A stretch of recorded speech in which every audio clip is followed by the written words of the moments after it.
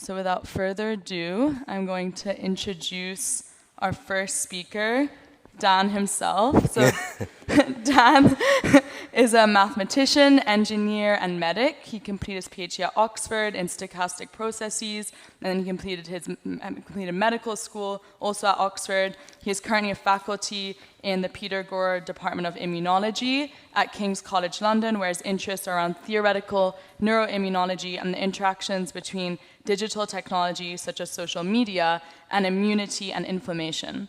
So his talk today is entitled "A Rose by Any Other Name Towards a Mathematical Theory of Neuroimmune Interactions." Thank you.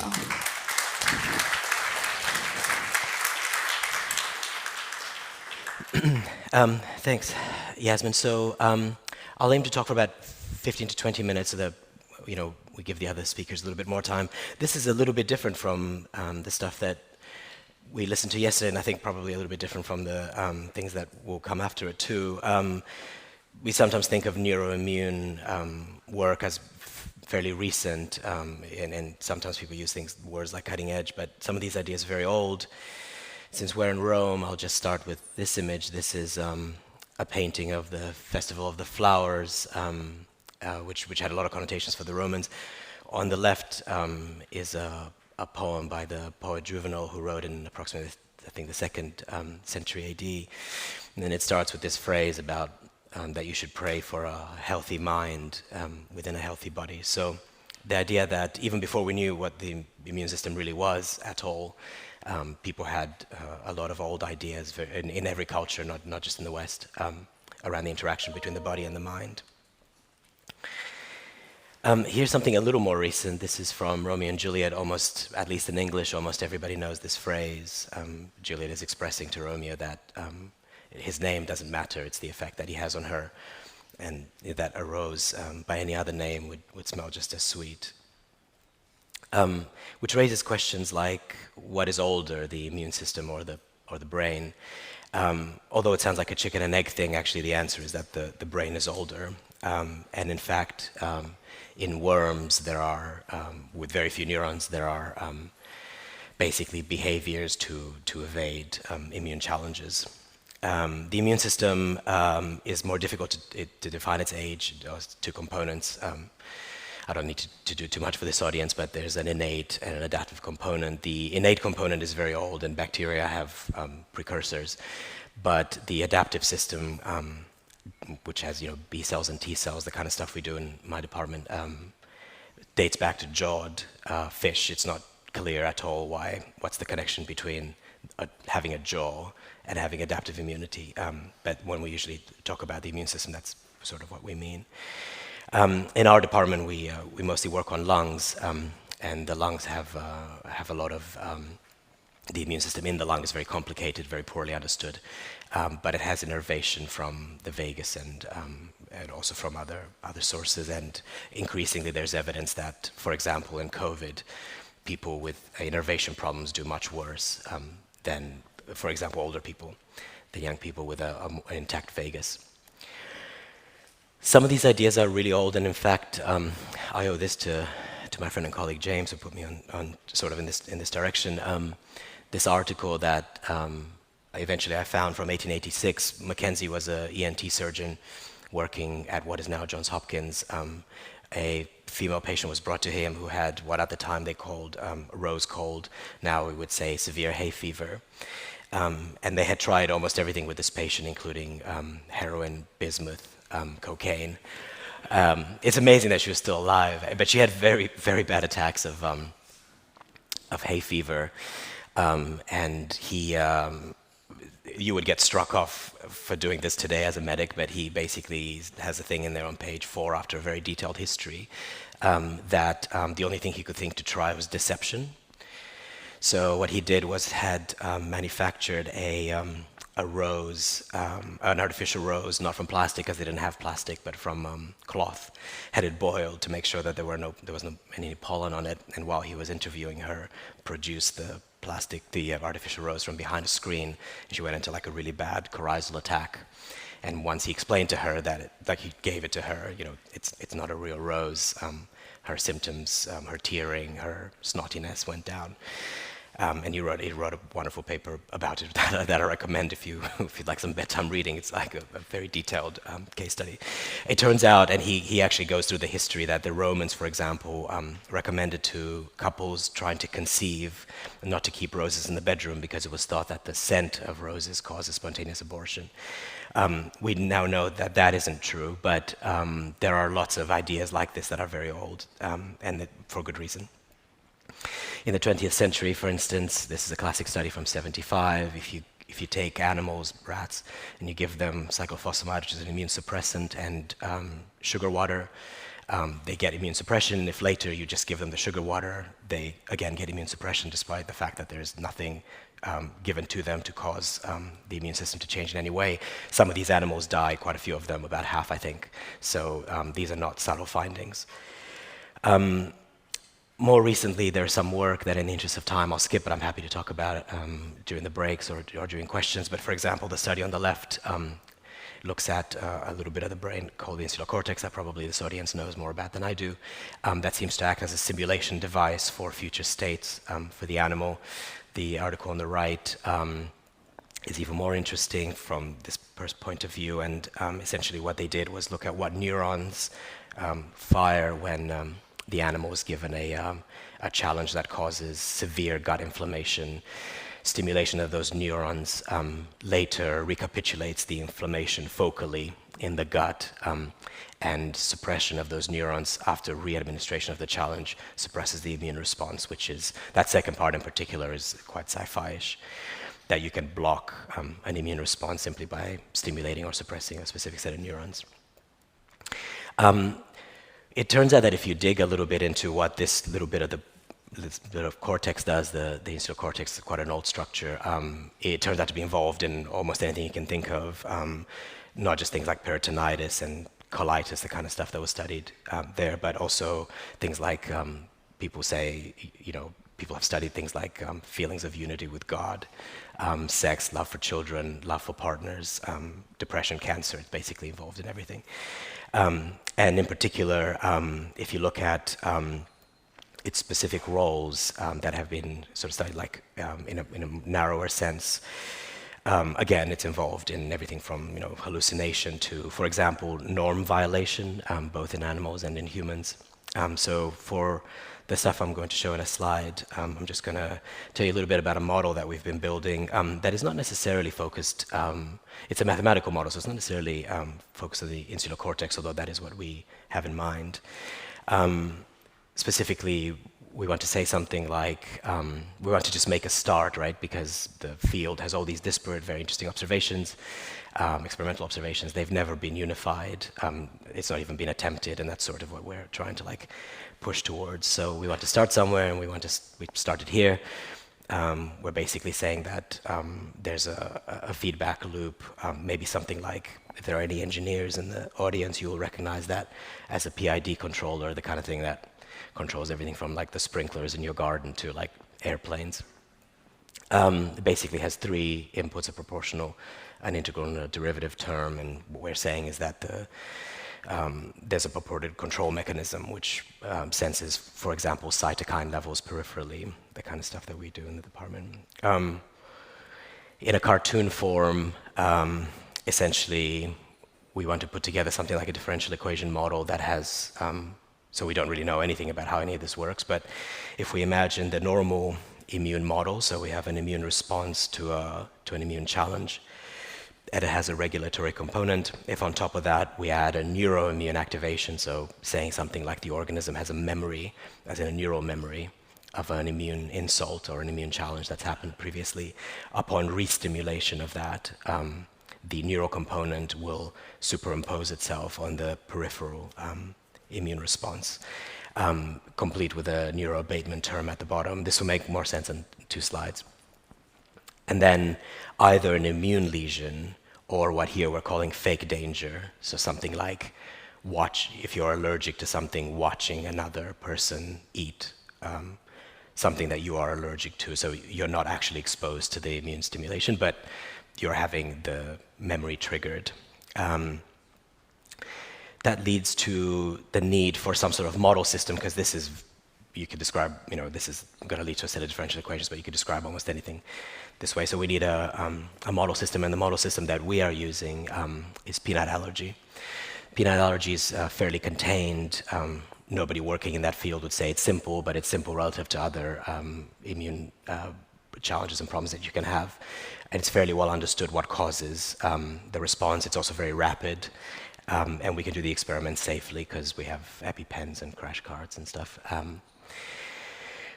Just a very brief recapitulation. So it used to be thought that peanut allergies are on the rise. They are geographically focused in, for example, Singapore or Malaysia, in places where people feed their babies peanuts from birth. It's almost unheard of to have anyone with peanut allergy in the West and other parts of the world, where we introduce peanuts later, probably by skin stimulation, absent an earlier regulatory challenge. Basically, if you didn't eat peanuts when you were a baby, the skin thinks it's an allergen, and you end up getting peanut allergy. It's partially genetic, but not completely. It used to be thought that to protect children from peanut allergies, the thing to do was to not have them eat peanuts at all. Now we know, actually because of work done by colleagues of mine in our department at Guy's, that actually the opposite is true. Babies who are exposed to peanuts between the ages of 0 and about 3 have a very, very low odds of getting peanut allergy, and children that miss that window of adaptation, who are then exposed to peanuts either orally or through skin contact, end up getting allergies, sometimes severe ones, usually lifelong ones, and that's called the LEAP trial. So what we wanted to do is just to make a start and adapt this, and so we're saying when you are having a challenge with peanuts or indeed with any stimulus, you end up having a memory. Later, if that memory is stimulated either by, in this case, eating peanuts or simply smelling them, which can't cause an immune response because those molecules are too small, or visually, you end up getting a response. And we can depict it graphically. So if you imagine that you've stored a memory of having some response to an allergen, we're saying that essentially like raises the threshold, or lowers the threshold required to trigger a response independent of whether you're having that immune challenge or not. And that leads to a set of differential equations, which I'm not going to go into the details, but I'm happy to take questions about and talk about later in the day. But essentially the first variable is the engram itself, whether it's triggered or not. The other terms are the peripheral immune response, the feedback control, and the challenge, the fake danger in that cartoon earlier that looked a bit like an underground tube map. And under appropriate algebra, basically, you get a system that looks something like that, and that leads to a number of behaviors that we see clinically, actually, and that have not been described using a math model before. The first thing that can happen, if the memory and its clearance rate are tuned well to the challenge and its clearance rate, then you, upon challenge with, say, peanuts, you get one spike of inflammation. On the y-axis here is something like IL-6, so an inflammatory cytokine, and on the x-axis is time. You get stimulated either really by having peanuts or by seeing them, and then that goes away. But if the system is poorly calibrated, essentially, in an engineering sense, then you get two spikes. The first one is adaptive. You have been challenged, so you mount an immune response, and then it goes away. But the engram hasn't, the memory essentially hasn't decayed enough, so you get a second bump, which wasn't necessary. But then that goes away, and you get a finite number of these.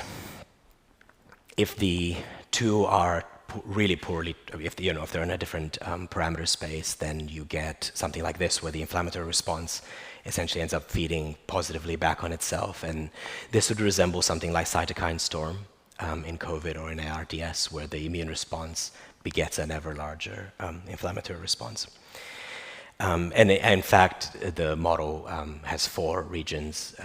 The first 3 I've just spoken about. The fourth one, which is in some respects the most interesting one, clinically, is that after a single stimulation, so a second stimulation, you need one to establish the memory, but subsequently, after a single stimulation, you can end up with your immune response never going back down to a homeostatic level.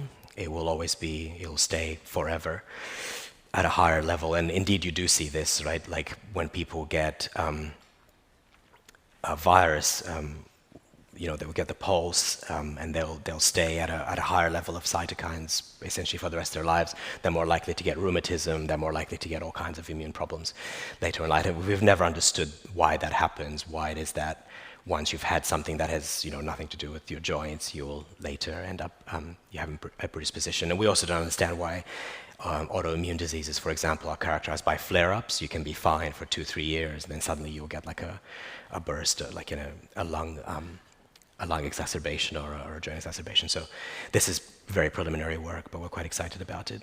In particular, you can do a phase plot, and approximately on the x-axis, this is the threshold needed to trigger the immune memory, as in the neural immune memory, and the y-axis is the decay term, and you get one spike, infinite spikes, or a finite number, that's B, or this quiescent hyper-inflammatory forever state, where you're not actually like fluctuating, but you're forever kind of predisposed to the next stimulation. And that leads to some interesting questions that we're only beginning to work on. One is whether, similarly to how you have a motor map of your body, a motor and a sensory homunculus, whether you have an immune one, whether the brain has like a map of where your immune challenges have occurred, and so that it can respond, presumably, so that it can respond faster when you have a challenge. And I can't help calling that a homunculus. Secondly, and maybe more generally, does the brain keep some sort of pathogram space, for lack of a better term? Is there like a kind of a database of immune things that have happened to you?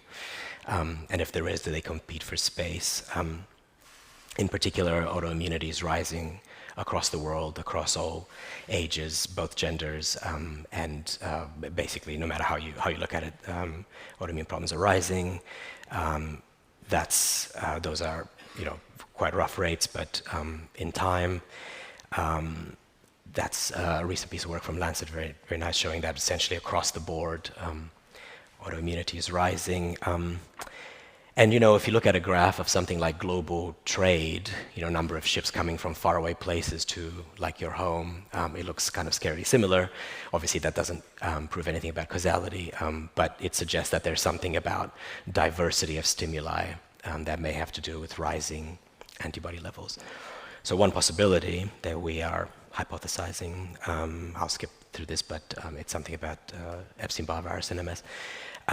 If you have a limited amount of space to store memories of immune challenges, particularly if they have to be spatially organized as well, what happens if they collide? So if you're on the savannah like 100,000 years ago and you only needed to remember in an immunological sense, meat, berries, a couple of infections, and now all of a sudden you have to remember tofu, peanuts, social media, like loads of immune challenges, then maybe they begin to collide. And in particular, this model, this is ultra preliminary, but this is something like a Hopfield network adapted to how the insular cortex or a similar region might store immune challenges. And if they have a limited capacity for storing immune memories, then once they basically start to step on each other. So something like Epstein-Barr, which has nothing at all to do with neural like sheaths, basically will trigger an older coexisting engram, and you'll get demyelination, for example. So essentially, you're sending queries to a buggy database that was never designed to store thousands of potential immune challenges. It was designed to store like a very small number that are quite far apart in pathogram space. And if you're bombarding it with like, why are we having strawberries in winter, for example? It's a bane in the existence of my grandma whenever she sees me eating strawberries in winter. She's like, you're not supposed to eat strawberries in winter. And this sort of model might explain a lot of what's going on in immunology that we don't understand. And we're also working, this is a very new project, but the social media cause inflammation. There's some evidence that people who have higher levels of inflammation seek out social media, and the causality might also go the other way. So this is a project under the auspices of the European Union, also asking whether, if that is true, whether there are legal implications. For example, should attention be considered a human right if interfering with, sort of like privacy, if interfering with attention causes immune problems.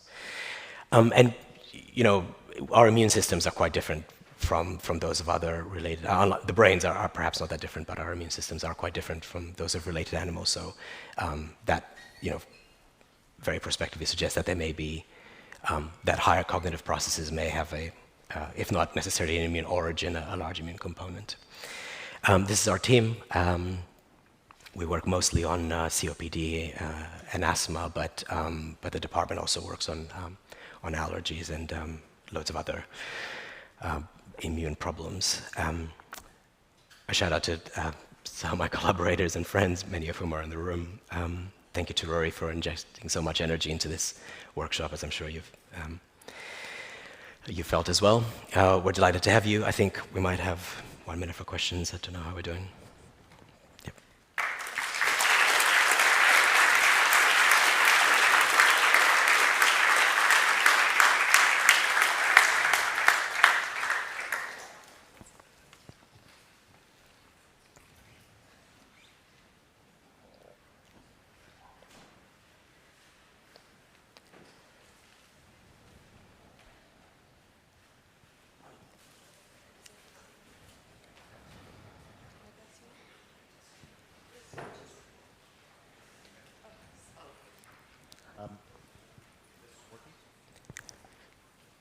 No, but you can shout. Wait, it is working. So my question is, here all of the modeling that you did is explicitly on the neural portion that controls the immune system, because there's a lot of statistical models on the immune system. Did you do anything with those, like of how the B cells and T cells interact and this kind of stuff? Yeah, so there are no B cells and T cells in these models, but what is there is a peripheral immune response. So you have an immune challenge, you mount a cytokine response. Those are older models. Actually, we adapted them from COVID modeling that we did. And on top of those, we just add a neural component. So we have both. But the peripheral immune response here is simplified to not have B cells and T cells, so that we can do that work down the line. But the point is that there's like a two feedback. That's a good question. Thank you.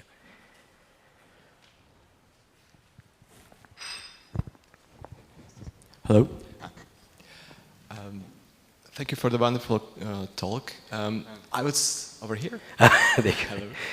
So I got really struck with the theory of that greater number of immune insults that is gradually increasing over the history could be causing this increase in autoimmune diseases. And I was wondering, there seems to me a very simple prediction that this would make, that people who travel a lot more should be more likely to have autoimmune diseases, and it should be fairly simple to potentially test through some simple epidemiological study. Is there any data on that? There's a lot of data on migration.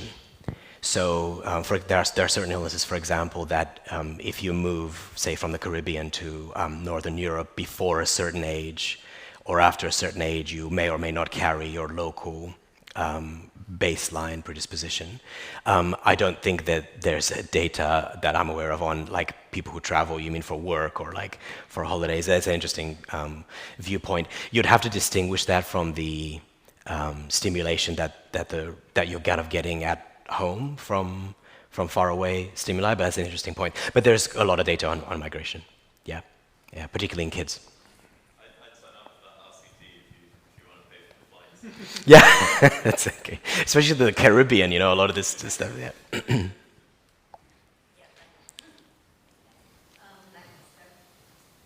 So I can hear you. Yeah. Oops. Yeah, thank you. Very interesting. So as to your hypothesis that it's a crowding of, say, immune insults in the insula, is there a way of testing that with data? Yeah. Eventually leading to diagnostics by imaging or other, well, neuroimaging of the insula? Absolutely, there is. Yeah, that's exactly what we're working on. We're just in the process of raising funding, which is, like takes some time. But yeah, absolutely. So we can do challenges that are nearby. So nearby would be, for example, peanuts and sesame. It's possible to image both in humans and in animals the areas of the insula that light up. Yeah. And indeed, there is some evidence preliminarily that there's not really enough space there. So here's a question: how many pathogens how many things predate on us? Usually, when I ask this question, I usually ask this question of my medical students, and they say, 100,000. It's actually not. The number of things that predate on humans is smaller than 1,000. But at the same time, we have an immune repertoire of something like 10 to the power of 15. Up to the 10 to the power of 18, depending on who you ask. So it certainly is possible we are doing exactly what you're suggesting, and it also might lead to, not necessarily answers, but at least some progress on why it is that the immune system would keep such a repertoire, which is very expensive to keep. It might be because it sort of knows that there isn't enough space up there, and you may have to deal with some of the stuff peripherally. But yeah, that's exactly the work that we're doing. Okay, thank you for the talk. I was interested to know if you could spend around, about the model that you presented. What is the way that you build this kind of model? Like, do you have any neuronal data while an episode is happening that you can try to feed or check somehow? Is it based on something more phenomenological about what we know about the brain, about the immune system? Like, how do you get to get these equations? How you validate them? Mm-hmm. One of the reasons in humans, one of the reasons it's a little bit difficult to do these studies is because the things are quite episodic. So you're fine, and then suddenly you will have like an allergic response, a flare-up of rheumatism, or a COPD exacerbation. So it's kind of hard to know when that's going to happen, precisely because we don't understand what's going on. What we're doing in our model system is getting peanut allergics, confirmed peanut allergics, adults, because it's quite difficult to do it ethically in children. And we've got like a crash cart there and an EpiPen and like, God's own medical team, like strap their heads inside an fMRI and then let them smell peanuts, eat peanuts, which will cause a response, and visually stimulate them to see what lights up. That's a beginning. Clearly, there's a lot there to do, but part of the problem is it's one of the reasons to study peanut allergies is because it's going to happen quickly. If you're peanut allergic and you eat a peanut, you will have a response quickly. So part of the problem is just not knowing the timing. Yeah, it's easier in rats. Hi, thanks so much for the talk. As someone who has allergies, it was both great and kind of horrifying to realize that there's a neural component to this, potentially at least through your research. It's a huge component. Great. But one of the things that made me immediately think about was in the case of other conditions, or if you consider things like trauma, which are also related to specific memories, you could even say specific engrams that then, when those are relived, create a serious physiological response. Do you think it might be possible to decouple the engram from the immune system response? Because that's what we try to do in therapies, right? Yeah, it's a fantastic question. I was hoping somebody would ask something like that. There's now a running joke among, in the department, as we're kind of getting funding for this, we still may our engrams decay rapidly, and stuff like that.